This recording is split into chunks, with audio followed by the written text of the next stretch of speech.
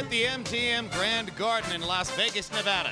Tonight, a pair of lighter weight fights. First, rising star Miguel Cotto tries to continue his climb up the 140-pound rankings against veteran Victoriano Sosa. Then, one of the best featherweight fighters in the world, Erik Morales, in his second fight in a new weight class, 130 pounds, attempts to lift the title belt that belongs to Jesus Chavez. As we noted in the opening of our show, Erik Morales, best known for his 122-pound unforgettable fight against Marco Antonio Barrera 4 years ago. 10 fights, 8 pounds later, we'll see how Morales does against Jesus Chavez, a man who has fought most of his professional career at this junior lightweight limit. Hello again, everybody. I'm Jim Lampley. We welcome you to this very special edition of HBO's World Championship Boxing. Special because it marks the latest installment in one of the true hardy perennials of the sport's career, and that would be Erik Morales, who has ranked among the top 5, 6, 7 best pound-for-pound fighters in the world for the last 5 years or more, and tonight begins charting a path toward trying to win a unified championship in a 130-pound weight class to go with the titles he has previously enjoyed at 122 and 126. Before that, we get a look at one of the most ballyhooed young prospects in the sport in Miguel Cotto, showcase fight against Victoriano Sosa, the Dominican Republic, a tough opponent who may provide a new test for Cotto. And perhaps most memorably for all of you, tonight represents our last tour of duty on the air, the last chance we'll have to work with one of the great legends of modern American life. Tonight, we bring to a close one of the 1,000 or so incarnations in the kaleidoscopic life of George Foreman as he does his last event as the expert boxing commentator for HBO. Big guy, we're going to miss you. Oh, I'm going to miss you too. Well, we're now reading, amazingly enough, that we may be spending a lot more time with you anyway because you want to fight again. What's that all about? Oh, that's big talk. If I get down to 225 pounds, you haven't seen the last of me in the boxing ring. George, how many pounds away are we from 225 pounds? Not that far away. If I look a little heavy, it's that camera. The camera adds. It does it to all of us, yeah, no question about it. Do you genuinely have some kind of a contract or an agreement with Don King? You know something? Don King came out, and I'm happy about it because he came out 55, 65-year-old demographic and said, look, I'll offer you $20 million. That's saying a lot for all of us guys out there. There are a lot of guys with gray hair who are starting to pull in Miss Claron right now. You're suggesting Don might be interested in other 55-year-old fighters, 54-year-old fighters, excuse me. I'm not entirely certain that's true. Let's turn to HBO boxing analyst Larry Merchant for more on this. Larry, you and George, I'm told, have been known to disagree. What do you think of all this? Well, my first instinct is to make George about a 7-5 favorite over Max Schmeling, who is the oldest living heavyweight champion, age 98. My thoughts about the comeback, well, one, a verbal contract with Don King. You cannot be serious. Second, George, as a red-blooded American capitalist, saw Lennox Lewis retire and leave a $20+ million offer on the table for a rematch with Vitaly Klitschko and just couldn't help but try to reach for it. And third, 225, I've got a simple solution. You got a neighbor down there in Houston, the sexpot Anna Nicole Smith, who is selling a new form of diet pills. But whatever. George is mighty and shall prevail. Larry, the fact that you're keeping up with Anna Nicole Smith shows there's hope for mankind. Another cold, clear, beautiful weekend in Las Vegas. Exceptionally crowded here on this weekend as you get a long view of the Strip. And we are in the MGM Grand Garden Arena, where in moments we'll be watching Erik Morales moving up for his second fight now at 130 pounds after having been a superstar at 122 and 126. Taking on the man on the left of the picture there, Jesus Chavez, who holds a world title in this weight class, but realizes that he's fighting in Morales there, a fighter with a much bigger name, much bigger reputation, and therefore it's a possible breakout fight for Chavez even at this relatively late stage of his career. And there's Jesus Chavez.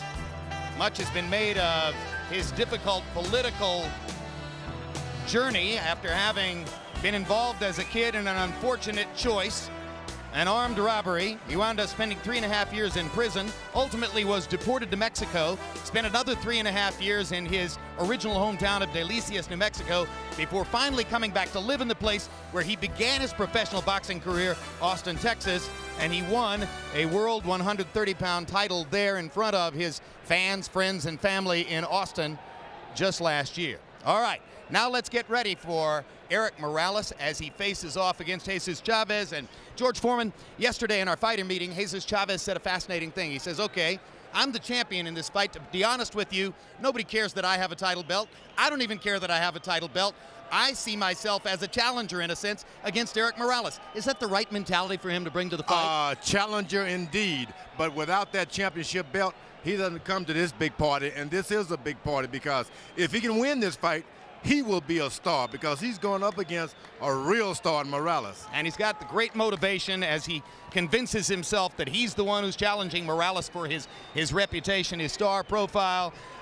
Larry Morales has been at 122 and 126, one of the great fighters of the last 10 years, paired, of course, in the public consciousness with his countryman Marco Antonio Barrera. Can Erik be the great star now moving up into the lightweight classes that he was as a featherweight? It's doable, but only a handful or less than a handful of the most elite fighters have been able to pull that off. Who are they?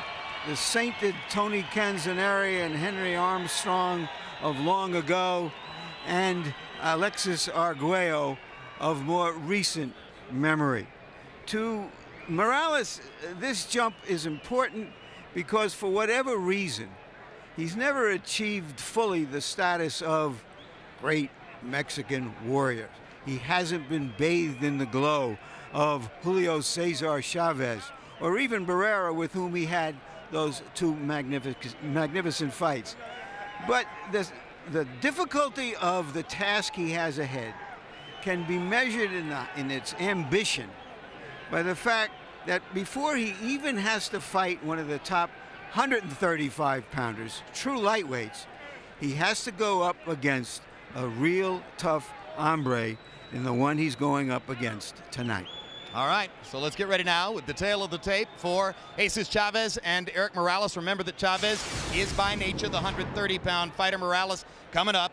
4-year age advantage for Morales, even though he's already had 46 professional fights. He's got a 3-inch height advantage. He's got a 2-inch arm length advantage, measured from the armpit to the end of the fist. They both weighed in right at the official limit of 130, and unofficially, by the time they reach the ring tonight, Chavez has put on 9 pounds, Morales 11 pounds. They are just about the same weight, although it is Morales who is considerably longer and taller. Rules of the bout with our unofficial ringside scorer, Harold Letterman. The Jesus Chavez Erik Morales fight is scheduled for 12 rounds using the unified rules of the Association of Boxing Commissions.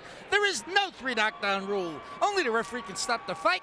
In case a cut is caused by an accidental headbutt, we go to the scorecards if the 4 rounds have been completed, and you cannot be saved by the bell in any round, including the 12th and final round. Jim. Erik Morales enters first. Larry Merchant, we all saw what happened to Marco Antonio Barrera in November against Manny Pacquiao. Barrera has had so many big fights, so many tough rounds, seemed to come apart all at once against Pacquiao. Could the same thing happen to Morales tonight? Well, I think most people in the boxing community thought that Pacquiao, a dynamic young puncher, had a chance to beat Barrera. But we have to keep in mind that Morales is still only 27. He's very tall for a fighter in his weight class.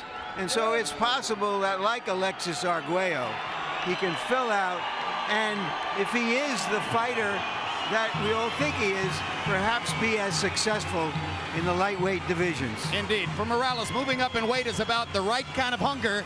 He wants to be hungry for new achievement instead of hungry for his next meal, which constantly he was while fighting at 126.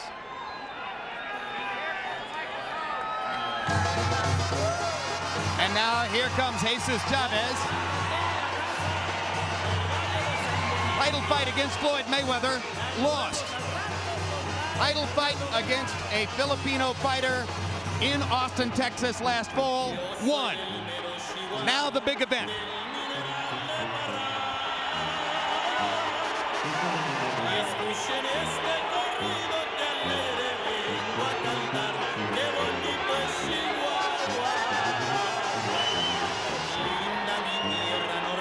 Conventional wisdom in the sport is that Jesus Chavez, the shorter fighter, will go after Erik Morales and pressure him. Chavez, for his part, says, heck with that. I think it's Morales who's going to have to come pressure me.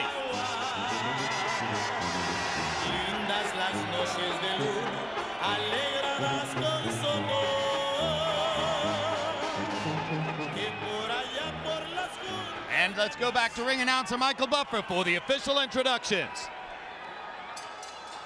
Ladies and gentlemen, Bob Arum's Top Rank Incorporated presents 12 rounds of boxing for the WBC Super Featherweight Championship of the World.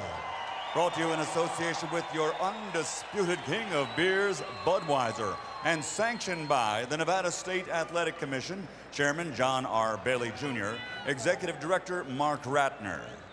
The three judges at ringside scoring this contest will be, from the United States, Bert Clements, from England, John Keane, and from Belgium, Daniel van der Wiel. And when the bell rings, your referee in charge of the action, Vic Draculich. And now, from the MGM Grand Hotel Casino of Las Vegas, for the thousands in attendance and the millions watching around the world, ladies and gentlemen, let's get ready to rumble!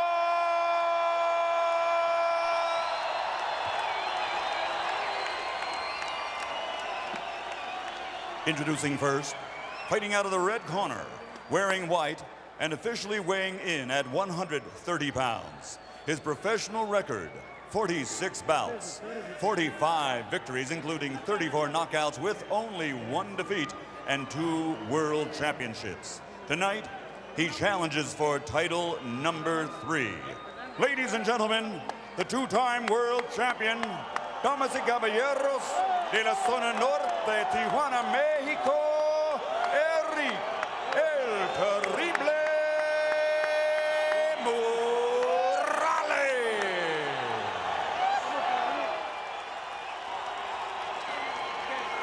And his opponent across the ring, fighting out of the blue corner, wearing camouflage.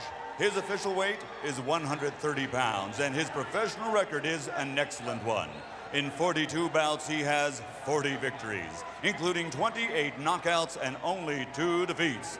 From Austin, Texas, presenting the reigning, defending WBC Super Featherweight Champion of the World, Jesus el Matador Chavez.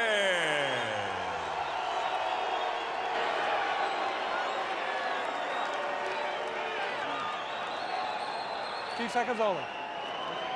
All right, gentlemen, this is for the WBC Super Featherweight title. You received your instructions in the dressing room. Again, I want to caution you. Any punch below this point, you're going to be called low. Any punch below this point, you're going to be called low. With that, are there any questions? All right, remember, obey my commands, protect yourselves at all times. Touch them up now. Good luck to both of you. Buena suerte. Chavez is arguably the strongest opponent that Morales has faced.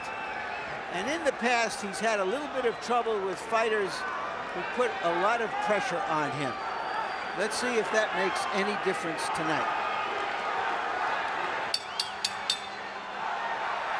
Chavez says, I'm known as a slow starter, and I think opponents try to take advantage of that. My job against Morales is not to start slowly in any round.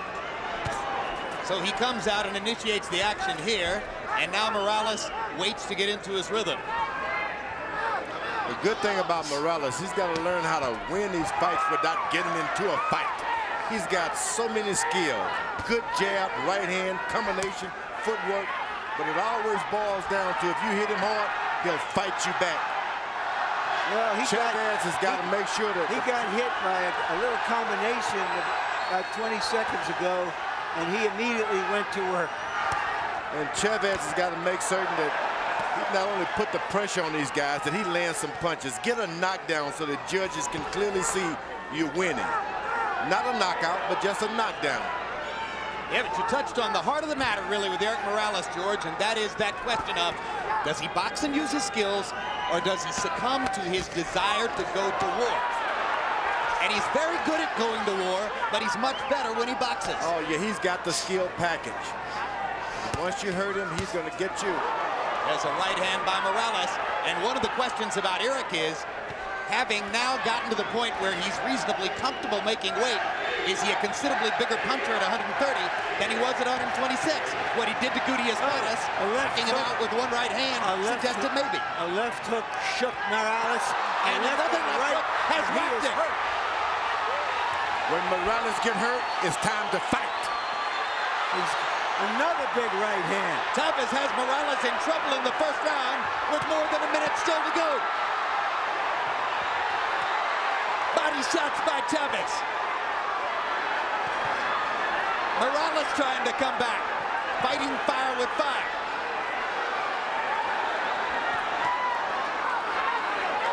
Chavez is not known as a big fighter. A big puncher. As a big puncher, but again, he is the strongest guy that Morales has fought so far. And already in round one, Erik Morales has mounted a comeback. He got his legs back in a hurry, didn't he, George? Oh, no, remember, that's when he fights. It's like, okay, it's time to fight. Hurt me. Round one of Chavez-Morales looks as though it could have come from the 12 rounds of the first Morales versus Marco Antonio Barrera fight, as both guys are dishing out punishment.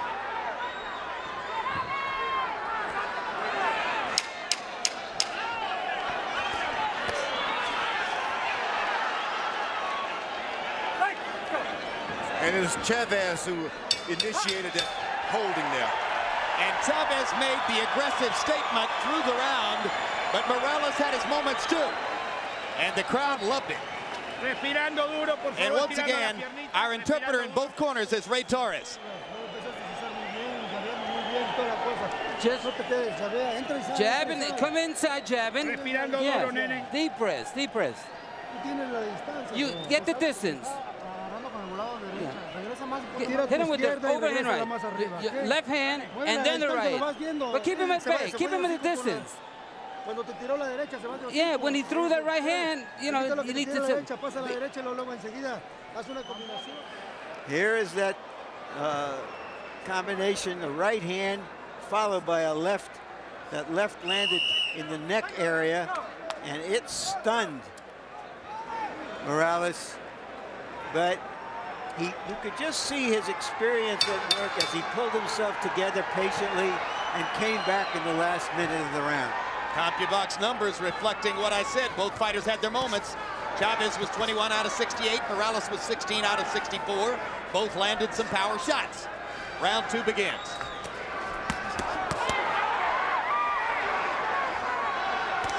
Chavez wants to make an impression on Morales' body and then go upstairs, as he did there. You know, when you move up in the weights like that, the punches that ordinarily shakes you start hurting you. But now it goes the other way as Morales pops Chavez with an uppercut and knocks him down. Perfect right hand uppercut. How do you feel? If a guy's pressuring you, that's a great weapon. It was a good punch. Chavez was a little off balance, resulting in the knockdown, but it was a legitimate knockdown, and he is not trying to buy time here. He's fighting Morales back. Is that a mistake, George? Hey, you in a fight now. You picked a fight, now you're gonna have to finish it, and that's what Chavez did. Absolutely. He started it, now he's gotta finish it. There wasn't a wrinkle of defense in his game plan, George. He came here to throw leather and to take whatever came. When the bell ring, you gotta give it. What a perfect 1-2 by Morales, who now has Chavez in big trouble. Sensational job of putting punches together by Erik Morales. Hey, how do you feel? Walk to me, walk to me. Okay. Second knockdown of the round. No 3 knockdown rule in effect.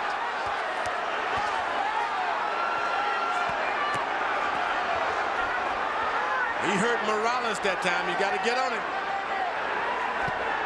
It's hard to have the confidence to follow it in now.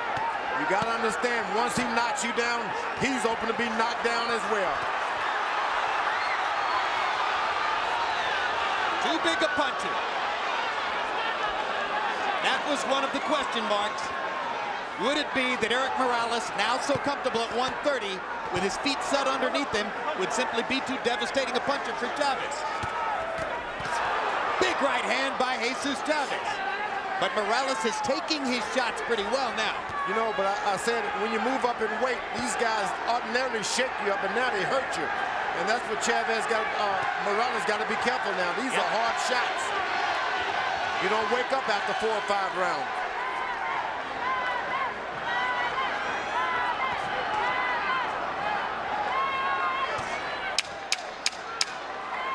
That was a skillful left jab, the first one from Morales. Yep. He's got the skill. Why doesn't he use it? Big question. When he steps forward and puts his weight behind that jab, it's terrific. Doesn't get too much better than that, folks. Sure doesn't. Let's get some ice here.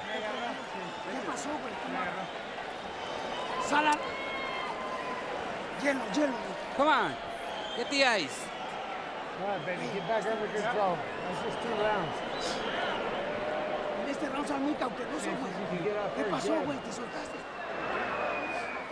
Take a look at the knockdowns. Morales ducks, comes with the uppercut. Chavez was thought to be vulnerable to the uppercut.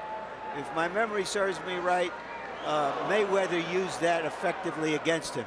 And Chavez had been knocked down 3 times in his career prior to this fight, so now it's 5. Combination of punches that did it. Trading shots inside with a guy who turned out to have the bigger shots. 19 of Morales' connections in round 2 were power shots. He landed 4 of 19 jabs in the round as well. Chavez comes out and decides to be the aggressor again, beginning the 3rd round. Good thing is about Morales, he's kind of like the Lakers. You're always in the game, even if he knocks you down. You can't come back and knock him down.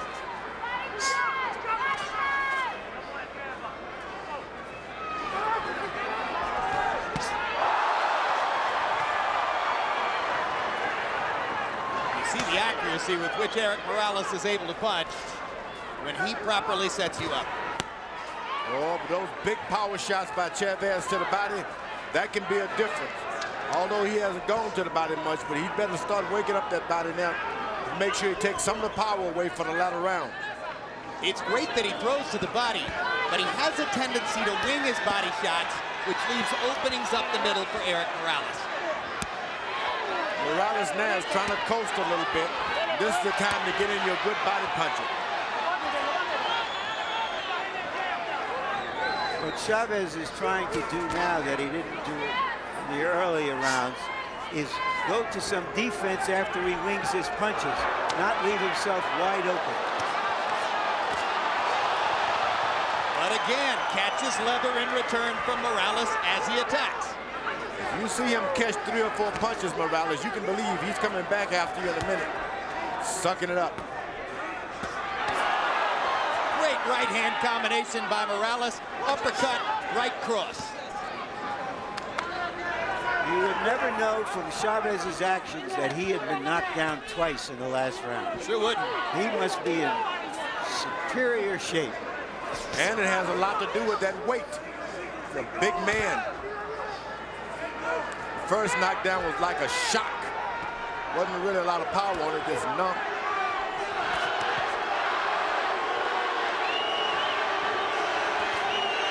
No, there wasn't really a lot of power on it, but when the uppercut catches you right on the point of the chin, it knocks you might get down. anyway. You can get up. Well, inside, you don't see that punch. Sometimes you're hit so hard, you don't even remember you were punched. Those shocking punches.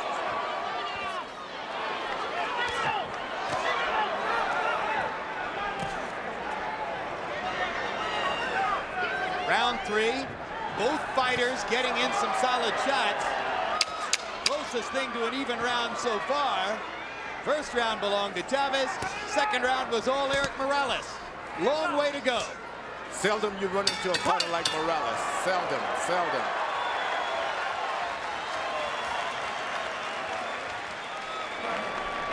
Be back in the fight. Don't put water up here if he's cut. Not bad at all. Not bad at all. Close your eye. It's not bad at all. Cúbrela nada más. Sí, sí, sí. Close your eye. No puedes aflojar. You get that in boxing. Yep. Cúbrete más de ladito, siéntate más Take a swallow. Take a swallow. El jab pues quita. De acá arriba, no, baja y vámonos. Apóyate nada más. Go down and throw a good right hand. Camina de frente, ten la barbita al aire. Don't forget, when you're in the front, don't stand there exchanging punches. Move them around, moving side to side. Combinations. Sigue golpeándolo abajo, sigue golpeándolo abajo. You would never guess it from watching Morales, but he considers himself a computer nerd, George. George is something of a computer nerd himself, so he can identify. That's why I didn't say anything. Hey, Harold, how do you have it through 3? Okay, on your Jim. computer. 2-1, 29-26, Erik El Terrible Morales. Jim, let me explain. If you knock a guy down once, it's 10-8. If you knock him down twice, it's 10-7. So that second round, Morales pulls up gets a big 10-7 round. I gave Chavez the first round. Morales won the third round because he's very sharp and very accurate.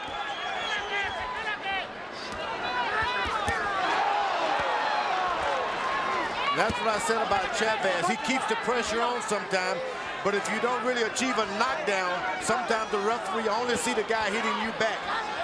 And speaking of that, Vic Drakulich has been placing himself on the right side of Jesus Chavez and has not seen the 3 solid left hooks that Chavez landed to the hip of Erik Morales. And that makes a difference too, because that's where you lose your stamina.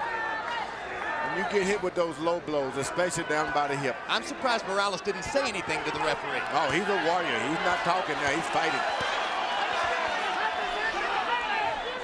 Some fighters tend to lobby the referee when that happens. Morales has never done that.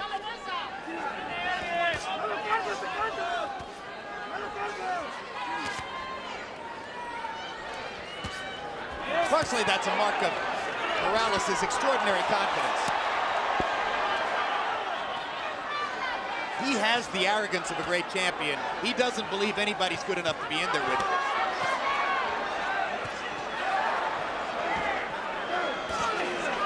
There's a cut over the right eye of Erik Morales. Yeah, you're absolutely right, Larry. Looks like it's to the outside of the eyelid. George, what do you think?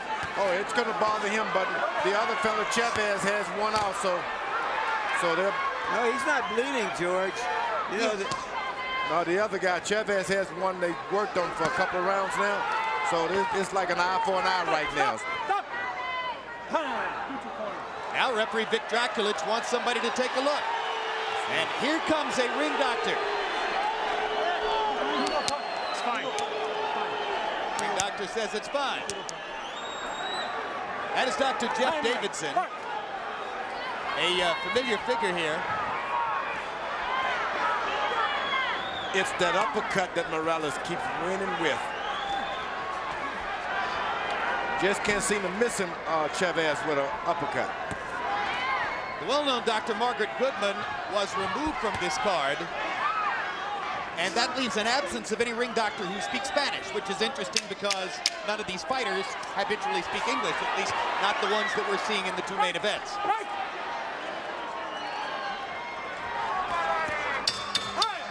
Round 4 comes to a close.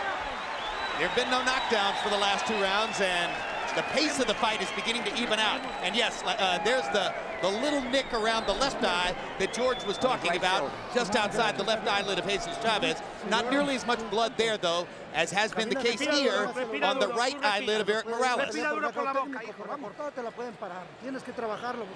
Yeah, you got to work it because they can stop this fight. You work real good in this fight, but keep it up. Finish on the top. Keep his distance. Déjame mirar la cortada, por Let me look at the eye. Let me work on that eye. No hagas la pelea difícil, trabaja la distancia. Que te pueden parar la. Respira duro, Don't hijo. forget, they can stop this fight because of the cut. Finish him off. You hear it clearly in Morales' corner. They're telling him to go after Chavez and try to end this fight as fast as possible because of the cut. I don't think the cut is that bad that they could end the fight on it. That's when they're trying to inspire their fighter now. Well, Miguel Diaz was the guy who got the best look at the cut, and he was one of those who was saying, go ahead, go after him. Morales in that last round, far more accurate than Chavez. 21 out of 79 by CompuBox numbers. Chavez only landing 8 punches, but one of those 8 opened that cut.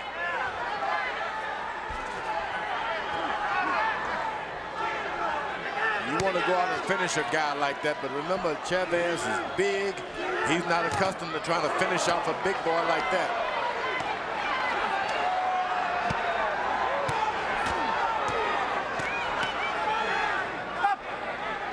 Okay, guys, keep the punches up. Let's go.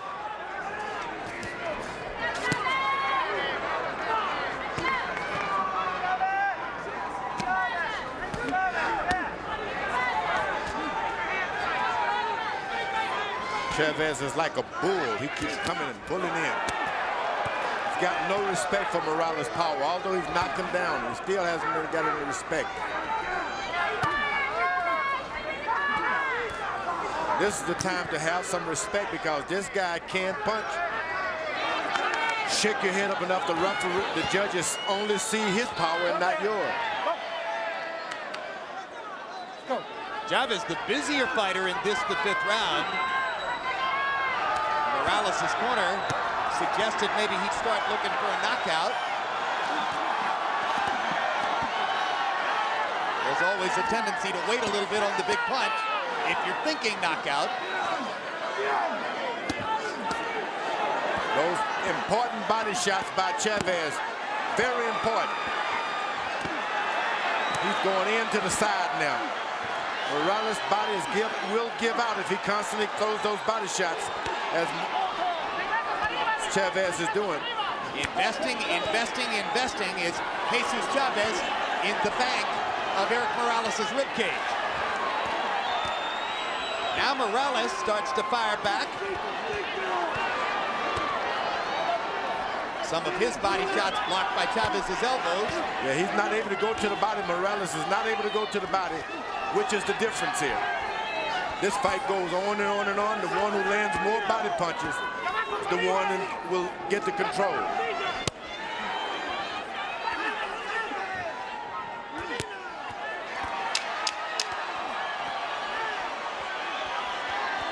This is Chavez's best round since the first. At least it was until this moment. But all in all, a round in which Chavez was by far the more assertive fighter.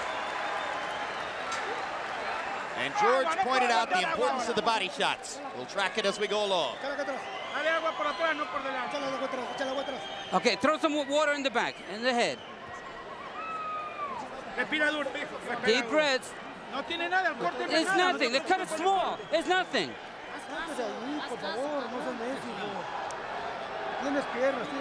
Come on, you got your legs, you got everything, you got condition.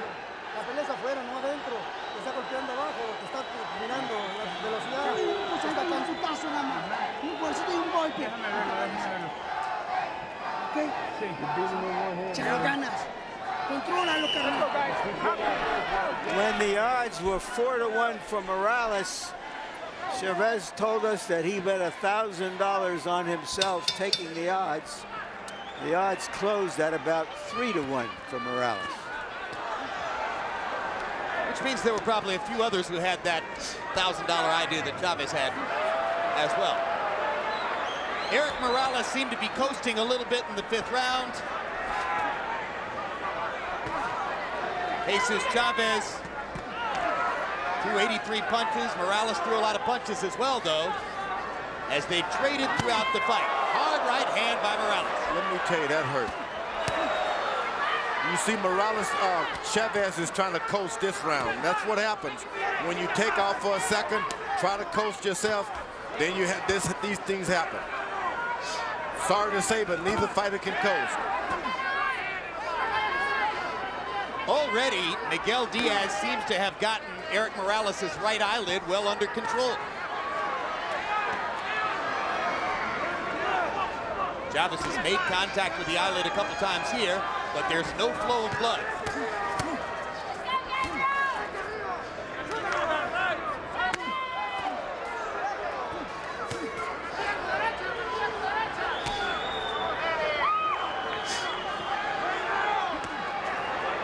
The good thing for Morales, he's been in these wars before. Sometimes when you know your body, it's a good thing. Well, and the occasion. A perceived advantage for Morales in the fight, George, was his long experience fighting huge events here in Las Vegas, something Jesus Chavez hasn't done before. Here's an odd thing. Morales is much the longer guy with the longer reach. And he walks into 3 straight jabs without returning anything. Explain that one to me, George. It's like, hey, I came here to get hit. I came here to get hit until I get you.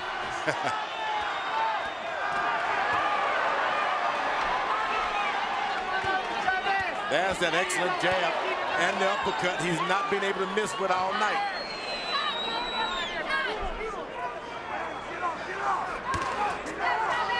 Whenever it turns Jesus Chavez just keeps coming. Whenever it turns into a good boxing match, Morales wins hands down. The jab, the uppercut, the movement.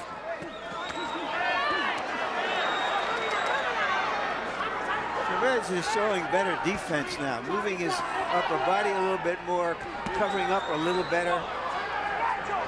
He's doing an excellent job of being aggressive, but unless you get a solid knockdown occasionally, no one can see it.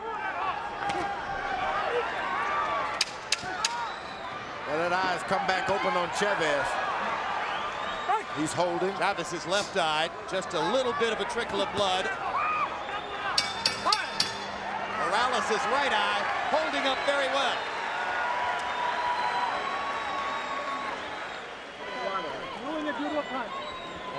March 1, catch a replay of Real Sports with Brian Gumbel among the stories, an entertaining behind-the-scenes look at the 128th Westminster Dog Show, held earlier this month. Don't miss it.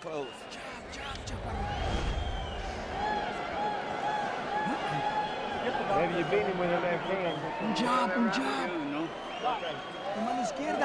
Left hand, your jab. That's keep him at bay with that jab. And then all of a sudden hit him with the right hand. It's gonna work. 1, 2. I'm good.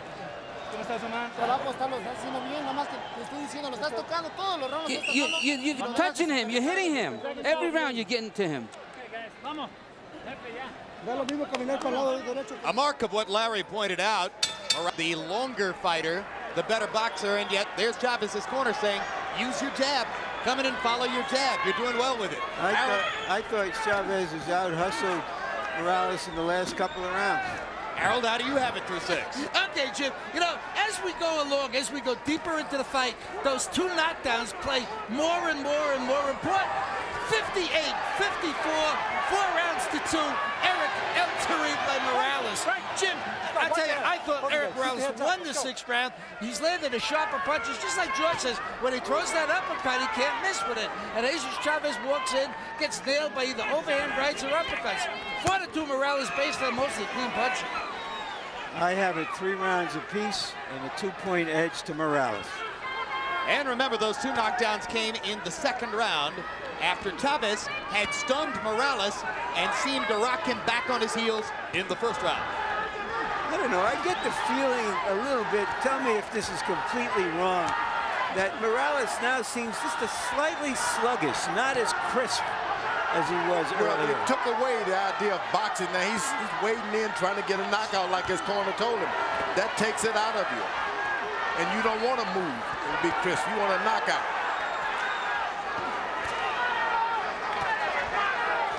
And the body punches he's absorbed tonight. He's been hit with a lot of body punches.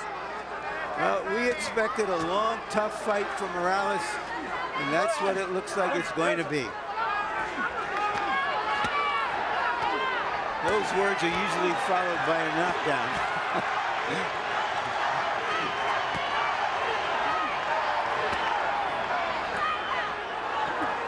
Two quality fighters just trading shots at close range.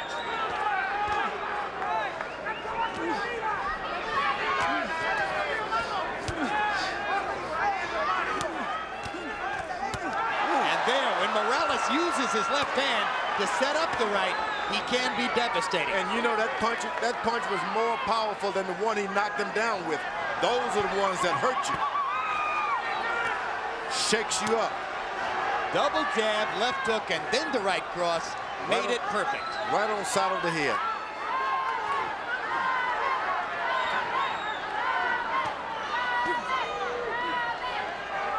These are two fighters who give everything they have and then give a little more.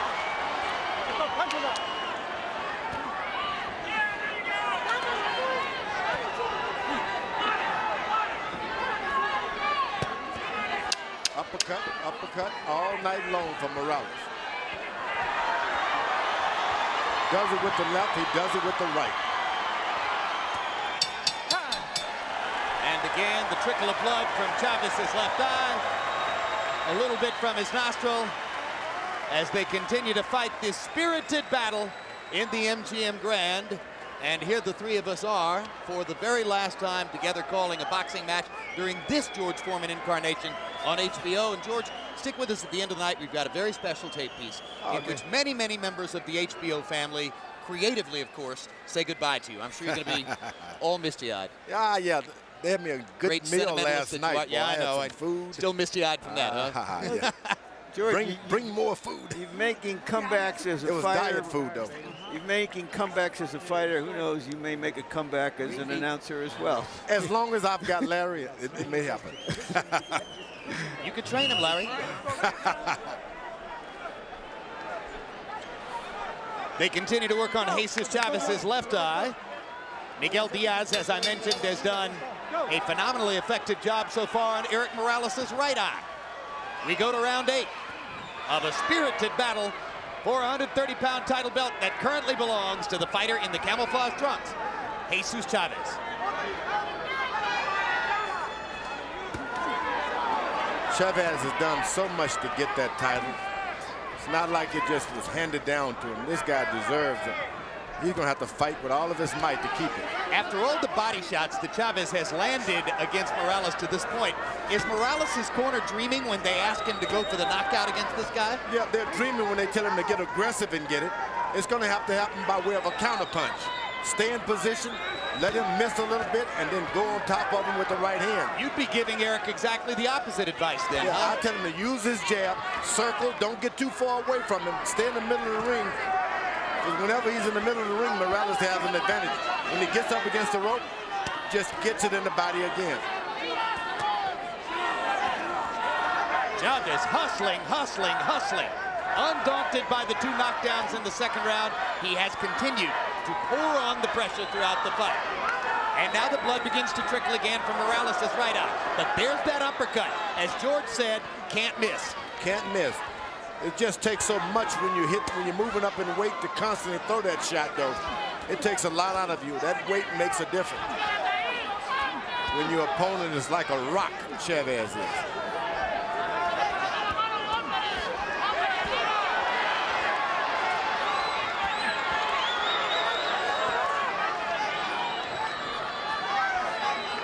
Takes a lot of energy to fight the way Chavez is trying to fight this fight.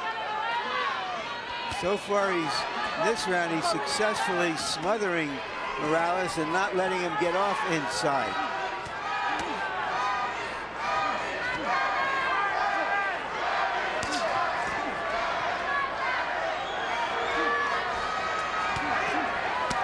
Chavez is going left hook crazy, as though he doesn't even have a right hand. Everything is battle right. What about a right hand? Left hook to the body, left hook on top. Hope he hasn't hurt his right hand. Morales is using both hands. Watch that open hand. Let's go.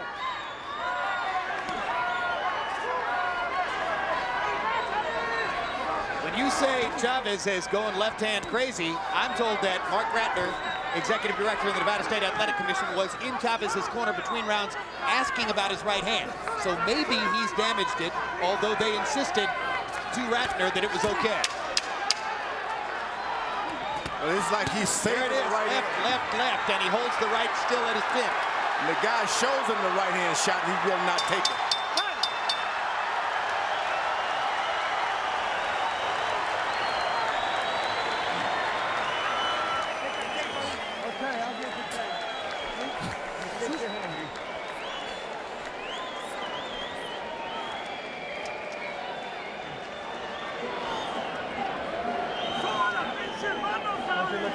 Okay? Deep, slow breathing, Jesus. Breathe in deep, slow. La cintura, carnal, cortito, ya nada más. Presiónalo, ya se cansó. Ya está cansado. Es el 9 este. 9, 10. Oh, 9th round. This is the 9th. No te quedes atrás. Por favor, Chuy, no te abras de capa. Eso sí, upper, gancho, pa. Mano izquierda, mijo. Sueltito, pues. Estás bien, Jesús. All right, guys, let's go. Suéltale la derecha arriba, bonita. Tarda mucho en regresar. CompuBox numbers in round 8. Morales threw 87 punches, Chavez threw 82. They landed just about the same number. Terrific action fight in Las Vegas. Mark Ratner, executive director of Nevada State Athletic Commission, told us between rounds it is Jesus Chavez's right shoulder they're concerned about. Question is, has he damaged the right shoulder? He does have a history of rotator cuff trouble with that shoulder. Let's continue to watch Jesus Chavez. As George pointed out in the last round, he's not throwing the right hand. I don't understand, however, why Mark Ratner would go into the corner to find out. I mean, if he can fight with that, then he's got to fight.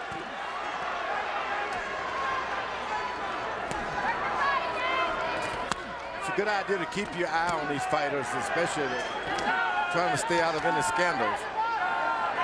Good commission would be concerned about not seeing right hands. I would be.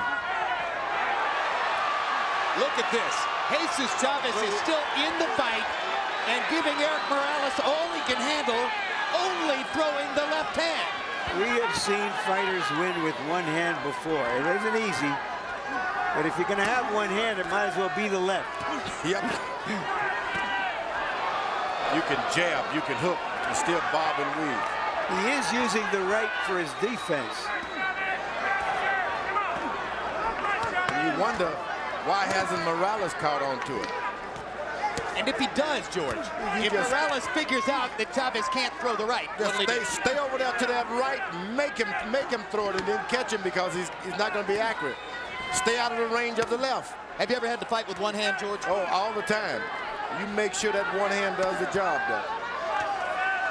But then I was only looking for punching room anyway. Because he could still knock the guy out with the other hand. For boxers, it's a lot different. They need both hands. But as Larry pointed out, for Chavez, the left hand is the good one. Now that left hand has got to be tied off the wire.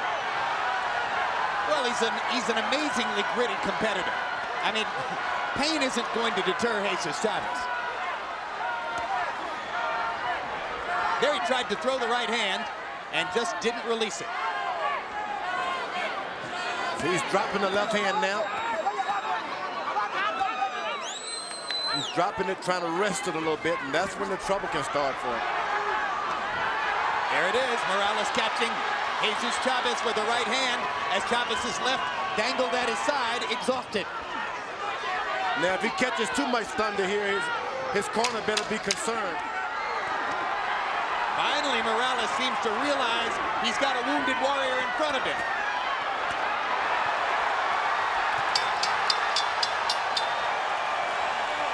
What a fight.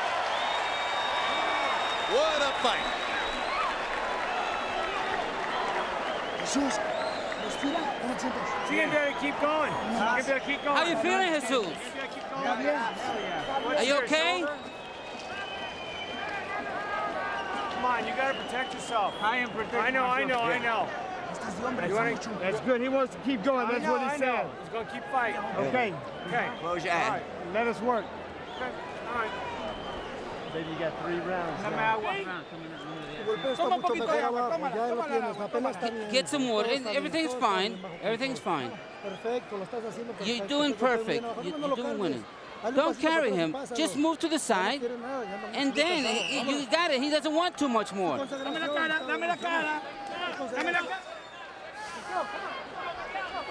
go.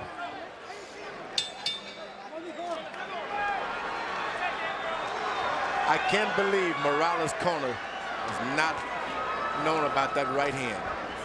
Does not seem, they seem to be clueless. If they've said anything about it, we haven't caught it. Haven't said a word. Total in round 9, Chavez threw 88 punches. His high total for the fight, he threw them all with the left hand. Morales threw 95 punches in return. Harold, how do you have it tonight? Okay, Jim, it's incredible. A guy could win a round with one hand. 6 rounds to 3. 87, 82, Erik El Terrible Morales. I mean, Jesus Chavez, you know, the fight is scored on a point system, and Jesus Chavez, on my part, is 5 points behind with 3 rounds to go. So it really would take a miracle for Jesus Chavez to pull this out. Erik Morales, 6-3. I have it 5 rounds to 4, but 3 points, which means that Chavez would have to score a knockdown or win all 3 rounds just to get a draw. George, it's amazing. Chavez can't throw the right hand at all, and he's tattooing Morales with left hands. And our interpreter, Ray Torres, confirms that not once has anybody in Morales' corner said something to him about the fact that Chavez isn't throwing right hand punches. It's amazing. That tells you a corner. Some corners. Well, his trainer is his father, Jose Morales. And again, we mentioned Miguel Diaz, but he's handling the cut. Go ahead. Could be they just don't care. That left hook is powerful that Chavez had. Chavez got a good combination left hook. When you say they don't care, you're meaning they want Erik to just go fight his fight, right? That's right. Don't even tell him about a weakness. Some people don't care. Left hand, right hand, 3 hands. There it is. Chavez actually tried a right hand. And there was a little bit of a cheer that went up from the crowd. We have a savvy crowd. We sure do. They've noticed.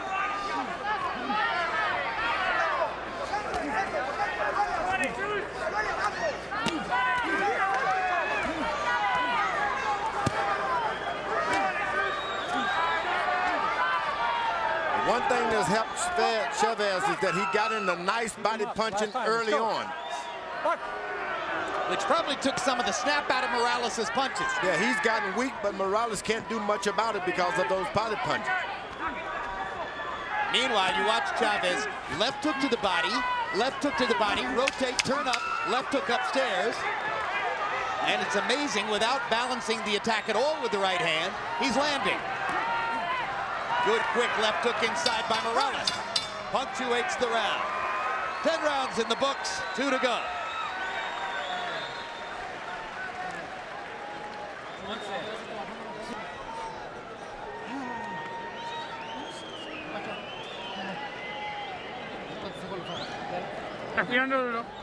Deep breath. That's it. Take a deep breath. That's it. Deep breathing.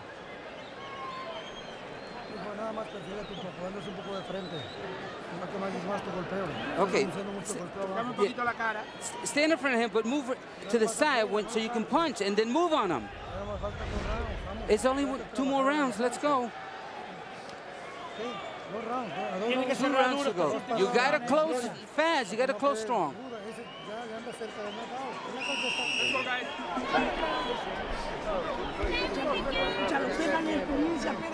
Joe Casamayor and Diego Corrales arguably are the top 130 pounders in the world. They're having a rematch of their earlier fight won by Casamayor next week. From what you see, do you think that Morales is at that level? Oh, yes. No doubt about it. He's at that level and more. You would see better of him if he hadn't absorbed so many body punches earlier. He just didn't think this guy could put it to him like that. I don't know. I'll be interested to see. Casamayor, to me, has improved tremendously over the course of the past 3 years and is an exceptionally sturdy 130-pound fighter with a lot of craft. Of course, Morales, if he catches him with one big shot, could possibly beat Casamayor. Or anybody for that matter. Seldom you're going to run into a fighter that can give it and take it like Morales. It's just seldom. This guy's once. You're not going to see that. Certainly is about as crowd-pleasing a fighter as there could possibly be. He's willing to take it and give it. You're going to really have to put your boxing shoes on if you're going to fight this guy. At any weight. There's a hard right hand by Morales. Solid, clean right cross shot, one of his better punches in the last 3 rounds. Chavez just doesn't stop. Keeps coming with that left hand.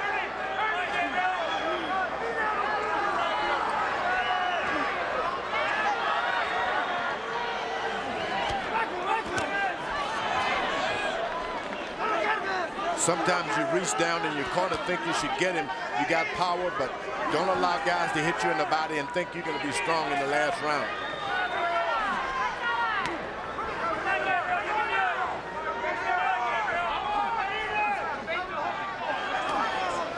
Now Morales is using his boxing skill. He's jabs and circles.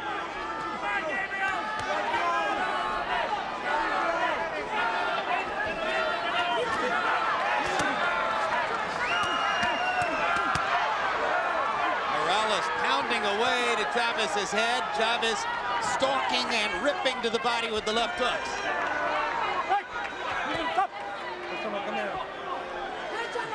Remember, in case you've tuned in mid-fight, the big scoring difference, Erik Morales knocked Jesus Chavez down twice in the second round. It's a 10-7 round on the Harold Letterman scorecard, and so far, the big differentiator in the fight.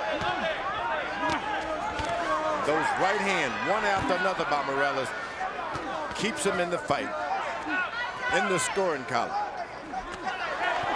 Chopping right hand lands there. Chavez jumping into the left hooks he brings back. That left hand has got to be pretty tight by Chavez. He's thrown about 1 right hand punch in the last 4 rounds. It's the last round. Take that right hand. He's getting it.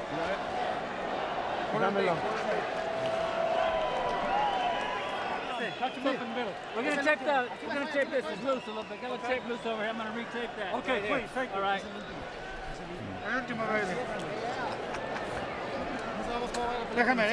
Come on, let me work this.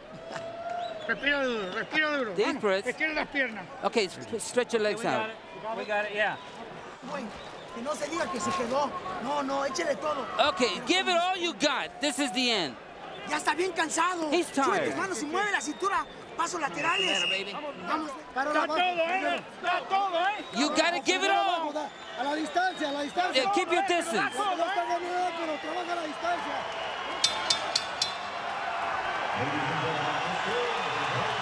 The way this fight began, you wouldn't have given a plug nickel for the chance we were going to be watching these 2 guys enter the 12th. I mean, this began with fireworks in the first, fireworks in the second. Very rough fight. Whoa, right hand came alive once. And again. He saved it for the last round.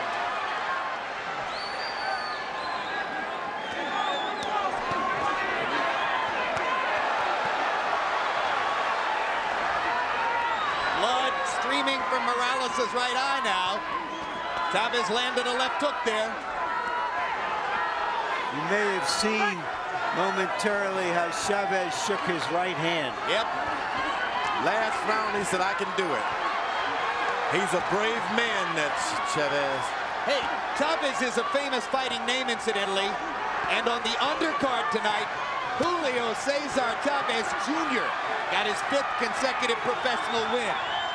18 years old, his daddy was in the corner. Here's the guy, Morales. How many fights can he still have in him like this? What do you think, George? Has he necessarily shortened his career with his style? Too many fights, hard fight. I'm going to sit down here and enjoy one of the best fights I've seen in a long time. The last minute. We wanted to make a good one for you, George. This was good. This is the 47th fight of Erik Morales' career. He's still only 27, but a lot of them have been knockdown, drag-out battles like this. Still, the resilient warrior hangs in and shows his courage, his competitiveness, and his toughness as he tries to finish out an apparent win over a determined, courageous, won't take no for an answer, Jesus Chavez.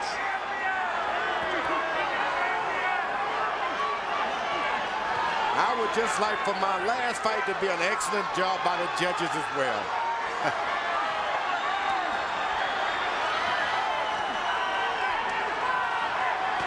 Would that mean a close unanimous decision for Erik Morales? I just want a good call. Crowd loves it in the MGM Grand. Everybody up. A salute to two fighters who have put on a tremendous show. Just a great, great fight. Marked by Jesus Chavez. Courageous effort, fighting the last half of the fight with one hand. And a big rally down the stretch by Erik Morales.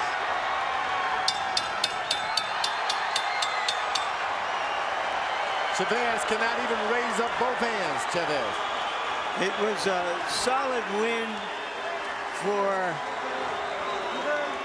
the former featherweight Morales as he moved up in weight, but it by no means suggests that he's going to be as dominant in the lightweight divisions as he was in the featherweight divisions.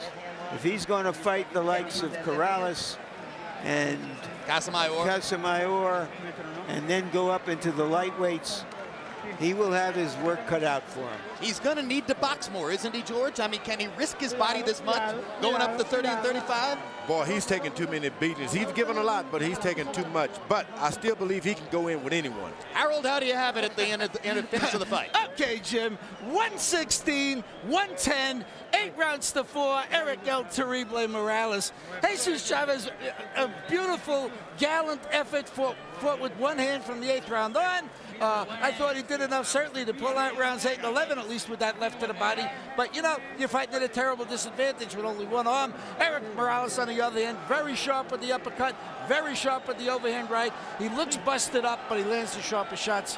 116, 110, Morales. All right, let's take a look at the 3 judges who will be scoring the fight. Bert Clements from Nevada, and he was one of the scorers who had Erik Morales quite correctly, beating Paulie Ayala about a year and a half ago.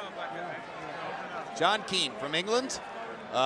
He was one of the judges who scored Corey Spinks, a clear winner in December 13 in Atlantic City against Ricardo Mayorga, one of the bigger upsets toward the end of the year, and Daniel van de Villa of Belgium. And you can see that he was a scorer in the Staples Center in Los Angeles. The fight, Korea's Im Jin-chi against Erik Morales. Scored it for Morales. Very tough fight. That scorecard in line with all others. Now let's go to ring announcer Michael Buffer and find out the scores for this one.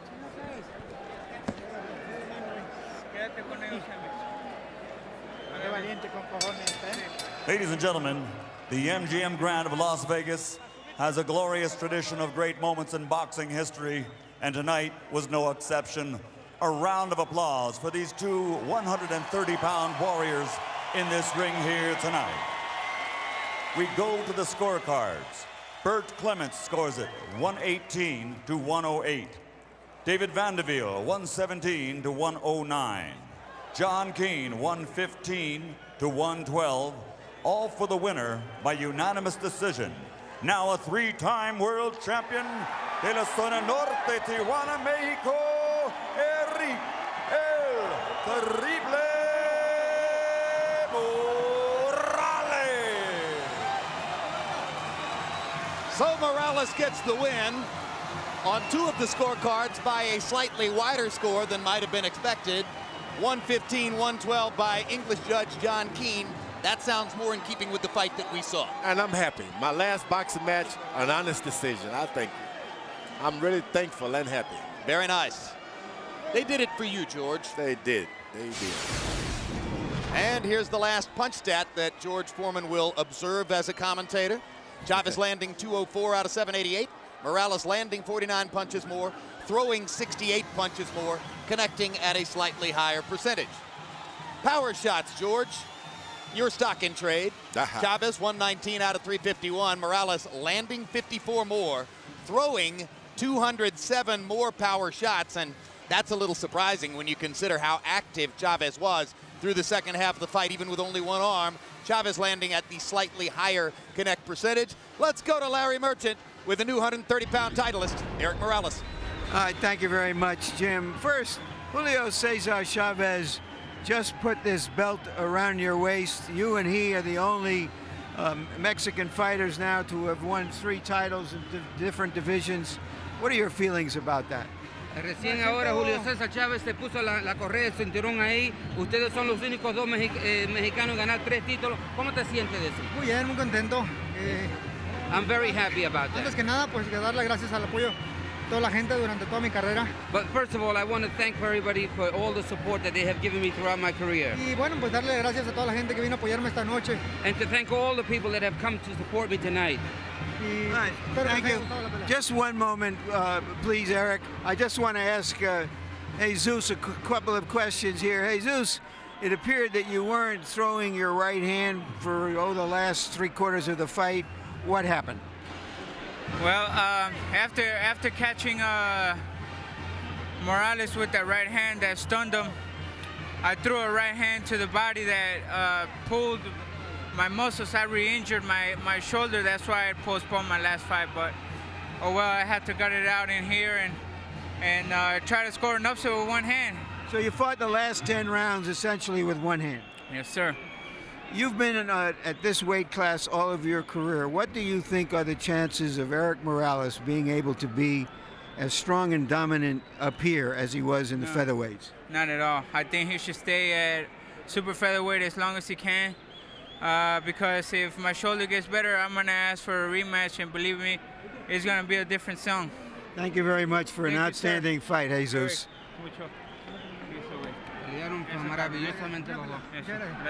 How did you find it, Erik, fighting a strong 130-pound fighter like this for the first time? ¿Cómo lo encontraste tú peleando con un fuerte 130 libras por primera vez? Bueno, yo creo que me sentí bien, me sentí fuerte. Un poco sorprendido al inicio con unos golpes fuertes a mi cabeza que me sacaron de control un rato, pero bien asimilados, nada más que empecé a tener problemas con mis manos, me las lastimé de muy temprana hora, las 2 manos. It was a tough fight, and I got hurt early. He stunned me in the beginning, and that put me a lot of out of control, and I hurt my hands. Did you think that after you knocked him down twice in the second round, that it would be a quicker fight? ¿Tú pensaste que después que lo tumbaste en 2 veces en el segundo round que sería una pelea temprana? No, porque empecé a sentir, en cada impacto empezaba a sentir dolor en mi mano y me daba poca seguridad. Entonces no me podía emplear a fondo por temor a lastimarme y tener que ir a más rounds. Even though I knocked him down twice in the second round, I didn't think it was going to be a short fight because my hands were hurting. And every time I hit him, it hurt me, so I knew that I couldn't give it all I had. He hurt his shoulder at the end of the second round and fought one-handed for most of the next 10 rounds. Were you aware of the fact that he was fighting one-handed? Were you ever told about it by your corner? Él se lastimó el hombro después del segundo round y peleó toda la pelea con ese hombro así lastimado. ¿Sabías tú que estaba y tu esquina te había dicho que el hombro de él estaba lastimado? No, en absoluto. Tiraba buenos golpes, mantuvo un buen ritmo. Lo mantuve a distancia, golpeé bien. No a fondo, pero bueno, fue una buena pelea, emocionó a la gente y eso es lo importante. No, I didn't know that his shoulder was hurt, but because he kept throwing punches and he kept a good rhythm, and the fight was very emotional. You've talked about moving up to 135 pounds to win another title. Do you think after this fight that you should stay at 130 for some time before you try that? ¿Tú has pensado en pelear, en subir a las 135 libras? Pero ahora, después de esta pelea, ¿qué tú crees? ¿Que te quedas en esta o subes para las 135? Bueno, es importante quedarme en esa división, tratar de pelear con algunos campeones más, buenos peleadores importantes de las 130 libras. Y con calma asimilar el peso y luego después tratar de subir a 135. No, it's very important that I stay at a junior lightweight, fight with the other titleists, unify the title, or fight with the best fighters out there. Thank you very much, and again, congratulations. Gracias, Erik. felicidades nuevamente. Jim?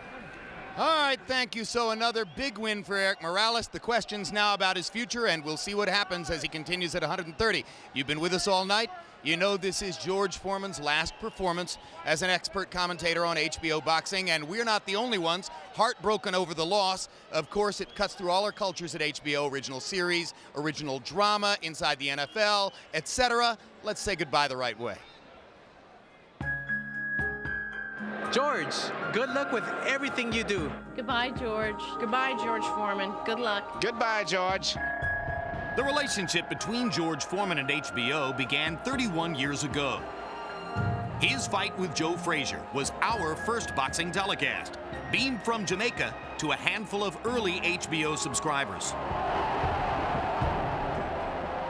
He won the heavyweight championship that night, later lost it to Muhammad Ali, and in 1977 gave up boxing altogether to preach. It is not going to follow us in the grave, brother, sister.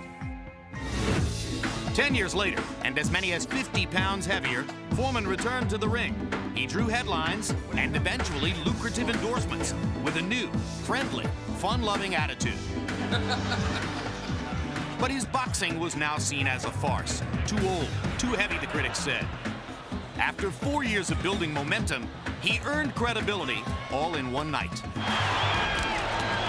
Right hand on the surface of Holyfield's hand. Fighting heavyweight champion and heavy favorite Evander Holyfield, Foreman surprisingly provided real competition, losing the fight, but winning respect. 3.5 years later, now 45 years old, Foreman faced Michael Moorer for one last long odds crack at the heavyweight championship he had lost half a lifetime before. So you see no chance that George can win the fight? Very little.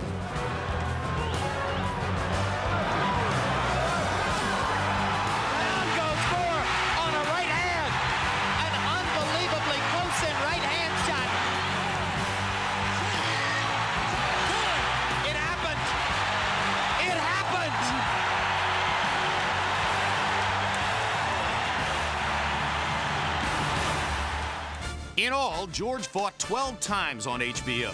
The fights were huge ratings attractions, in part because of George's personality. They say George Foreman's eyes are bigger than his stomach, which HBO underlined for viewers in a series of lighthearted features. Daddy? Yes, George? If you're gonna beat that guy, you're gonna have to throw your hook harder than that. Well, thank you, George. Dad. Yes, George? You're getting ready for extra shorts. Keep your feet closer together. Well, thank you, George. Faster, faster. Yes, George. Faster. Well, thank you, George. Now go play. In the election year of 1992, we pushed the envelope of George's almost absurd popularity. There's a new candidate making noise on the presidential front.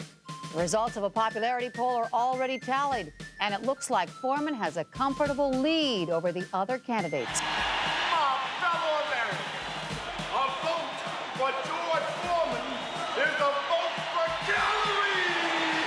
The thought of George Foreman being president, it's not so far-fetched after all.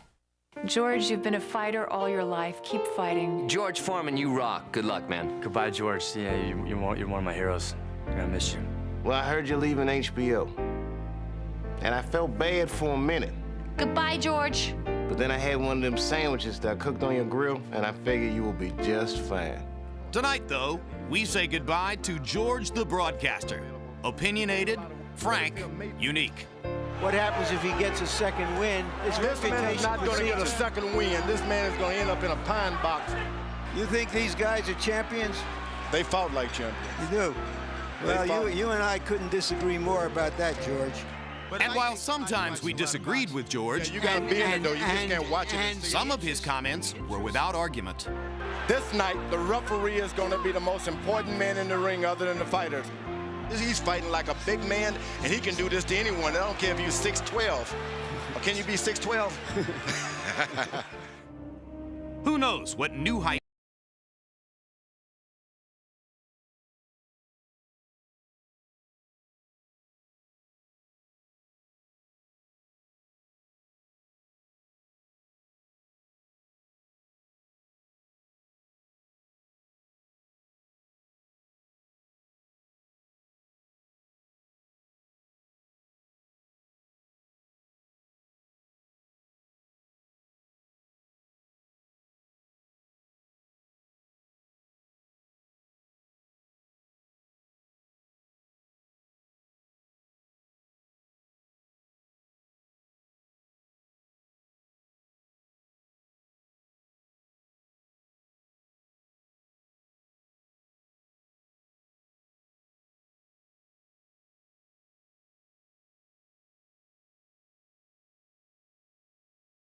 George. Goodbye, George. Goodbye, George. Goodbye, George.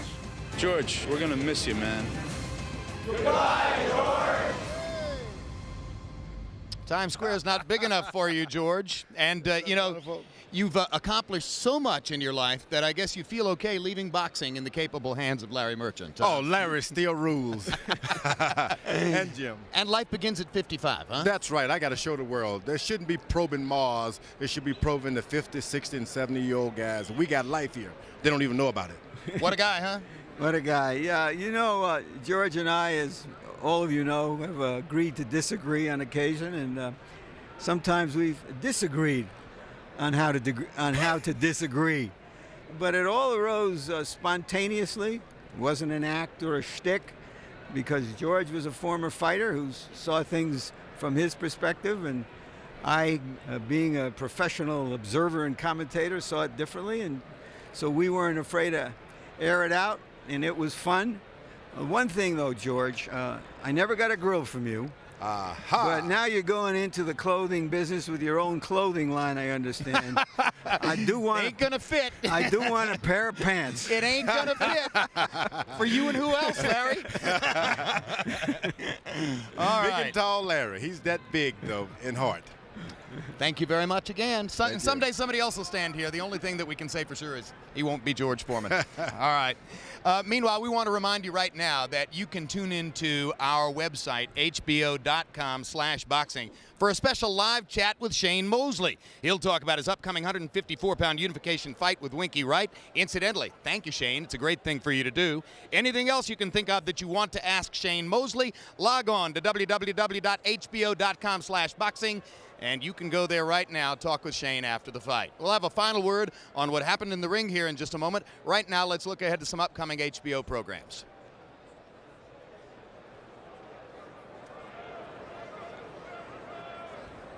Any partnership, for that matter, is a give and a take. The only reason you have anything is because of my sweat. I want what I am entitled to. Too late. This one is scared. Did I just tell you not to say that? We should be able to settle this thing like adults. Come on! For what? Somebody needs to go.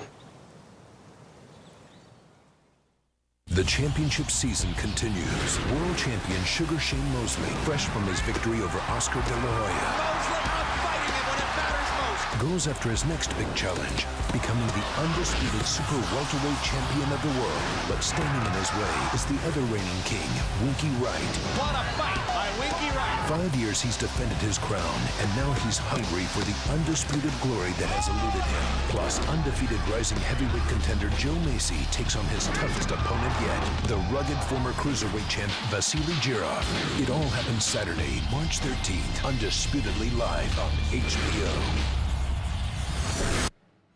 March 27, Boxing After Dark brings you Arkansas's Jermaine Taylor fighting in his hometown of Little Rock against Alex Benima. Also rising heavyweight Dominic Gwynn takes on Monty Barrett. April 10, Vladimir Klitschko faces Layman Brewster. Klitschko's trying to rebuild his status as a contender after his shocking loss to Corey Sanders last year. Also, Welterweight champ Corey Spinks, coming off his upset of Ricardo Mayorga, takes on another tough test in Zab Judah. HBO, building legends one round at a time.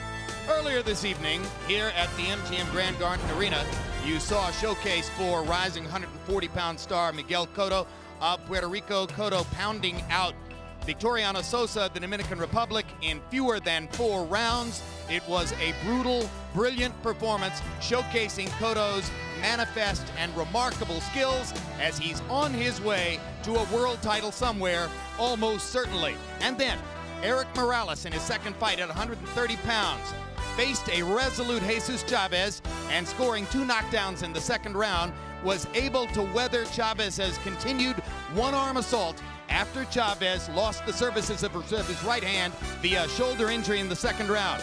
Brave performance by Chavez, unanimous decision victory for Morales.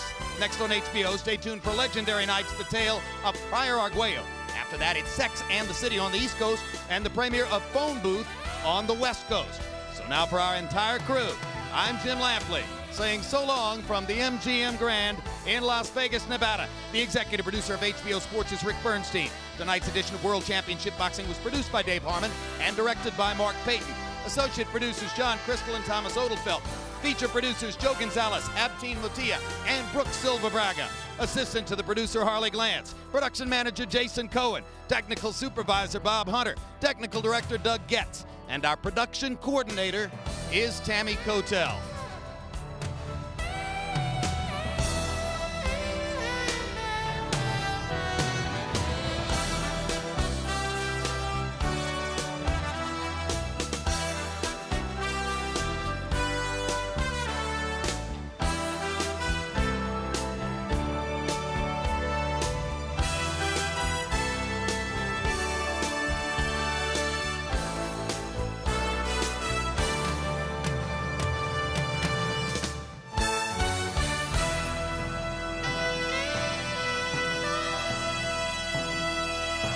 This has been a presentation of HBO Sports.